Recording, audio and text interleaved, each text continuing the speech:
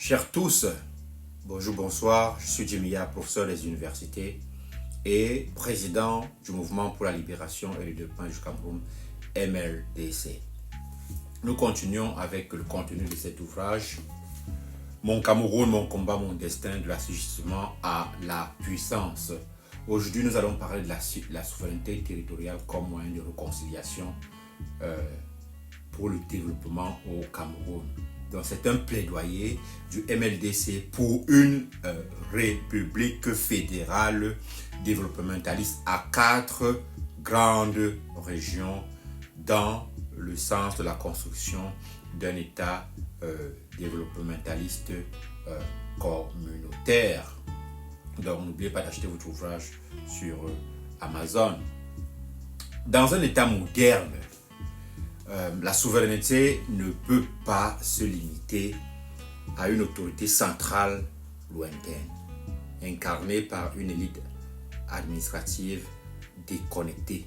La souveraineté territoriale désigne le pouvoir concret d'une entité locale ou régionale qui détient le pouvoir de gouverner son propre développement, gérer ses propres ressources, protéger ses identités et répondre aux besoins immédiats des populations. Dans ce livre, nous disons, elle est le socle d'un État juste et équilibré où la gouvernance, par le biais de la population, de la communauté, est une gouvernance inclusive. Bon. Le Cameroun tel qu'il est aujourd'hui souffre d'un excès de centralisation, d'un mépris des marges, d'une incompétence généralisée depuis Yaoundé. Le silence d'ailleurs glacial du président de la République Paul Biya face aux appels de la paix, notamment d'anciens chefs d'État africains comme Thabo Mbeki, incarne le naufrage d'un système figé. Donc c'est dans ce contexte que le MLDC propose la fédéralisation du Cameroun en 4 grandes régions autonomes dans un cadre institutionnel fondé sur l'État développementaliste communautaire. Ce projet repose sur un pacte de souveraineté partagée, de gouvernance enracinée, communautaire et de renaissance populaire. Donc, il y a une vidéo récente dans laquelle le président Thabo Mbeki révèle que Paul Biya a décliné l'aide d'anciens présidents africains pour résoudre la crise anglophone. Ce refus dévoile non pas seulement une simple erreur de jugement, mais il repose une tragédie.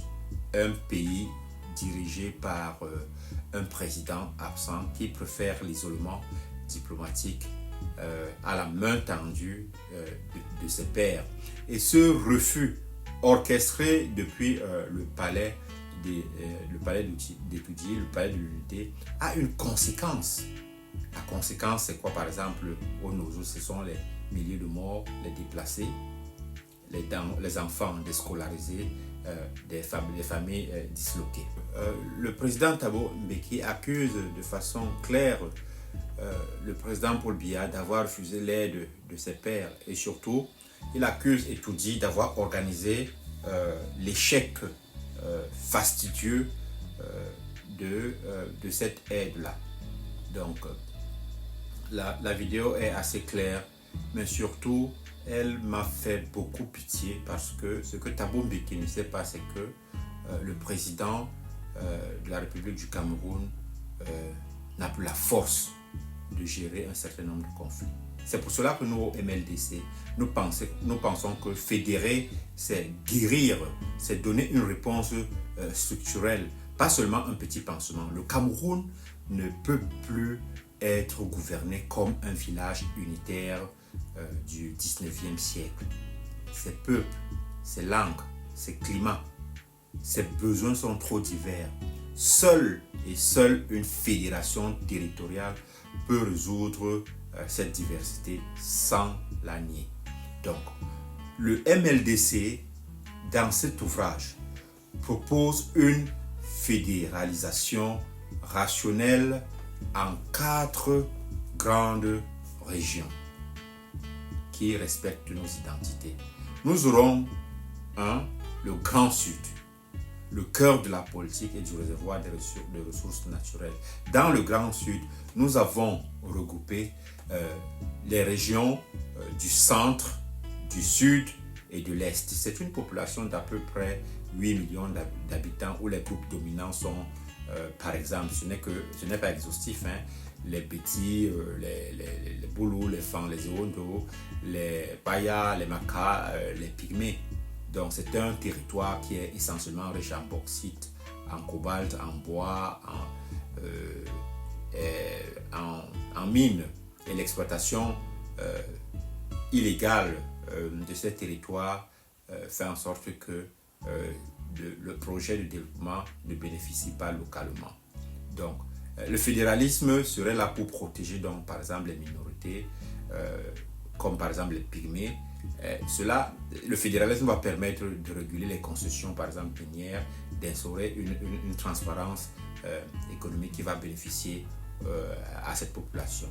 Nous avons ensuite le Grand Nord, qui est entre un défi sécuritaire et puis les défis agricoles. Et dans le Grand Nord, nous avons inclus la Damawa, le Nord et l'extrême Nord. C'est une population d'à peu près 9,5 millions d'habitants, où les groupes dominants sont, parmi tant d'autres, Peul, Kanuri, les Kirdi, les Massa, les Arabes, Shoa, etc. C'est une zone durement frappée par Boko Haram, avec plus de 300 000 déplacés internes. C'est une zone qui est très riche en bétail, mais sans usine de transformation. Donc le fédéralisme permettrait qu'on mette ces atouts en exergue, en adaptant les politiques sécuritaires aux politiques de la région, et où, par exemple, on développerait un certain nombre d'usines qui sont reliées à l'activité des populations. Ensuite, nous avons le grand littoral. Le grand littoral, qui est le poumon économique du Cameroun actuel, et qui a un défi de cohésion sociale, dont les régions et les départements inclus sont le littoral, le sud-ouest, le Nyon-Ekele, un département, et puis le département de l'océan. C'est une population d'à peu près 7,8 millions d'habitants, où les groupes dominants sont les Sawa, les Bassa, les Douala, les Bakoko, les Bakwiri, les Bafo. Donc c'est une zone francophone et puis anglophone. Donc nous savons que Douala étouffe et nous savons que le sud-ouest saigne. Donc la crise anglophone bat son plein de ce côté-là. Il y a les bidonvilles. Donc le fédéralisme permettrait de reconnaître d'abord que l'anglais est une langue officielle pour le moment, parce qu'on aura aussi les langues autochtones, est la langue régionale, officielle régionale. On va installer ou alors réinstaurer la common law pour construire un pont entre surtout les régions francophones et puis les régions anglophones. Ensuite, nous aurons comme dernière grande région le Grand Ouest, qui est un foyer démographique intense et puis un creuset de l'excellence. Les régions qui sont incluses dans le Grand Ouest sont l'Ouest évidemment et puis le Nord-Ouest. C'est une région à forte densité où les populations les groupes qui dominent cette région sont les Bamileke, les Tika, les anglophones du Grassfield, les Bafo. Donc c'est une région où on peut encourager le dynamisme commercial, on peut encourager la création des entreprises qui sied véritablement à cette région. C'est aussi une région dans laquelle on peut moderniser les chefferies traditionnelles pour qu'elles continuent de répondre aux besoins de la population. Donc le fédéralisme permettrait un déploiement d'infrastructures économiques adaptées aux PME locales. Il faut signaler que dans les deux régions, le Grand Littoral et le Grand Ouest, nous allons instaurer et la common law et l'anglais comme langue officielle avec certainement les langues autochtones. Ce fédéralisme propose pas une fin, mais une infrastructure politique de développement qui aura pour ensemble trois choses. La souveraineté politique et territoriale, on a déjà parlé de la souveraineté politique, où les communautés contrôlent leur propre développement. La souveraineté économique et financière, où chaque région mobilise et transforme ses ressources. Et la souveraineté industrielle et technologique, où les industries sont créées localement et sont surtout adaptées aux réalités régionales. Ce modèle de fédéralisme développementaliste est africain. Il est enraciné dans les communautés, il est pragmatique. Il reconnaît que le développementalisme le développement ne se décrète pas. Il se bâtit sur les collines, sur les fleuves, sur les marchés, sur les écoles.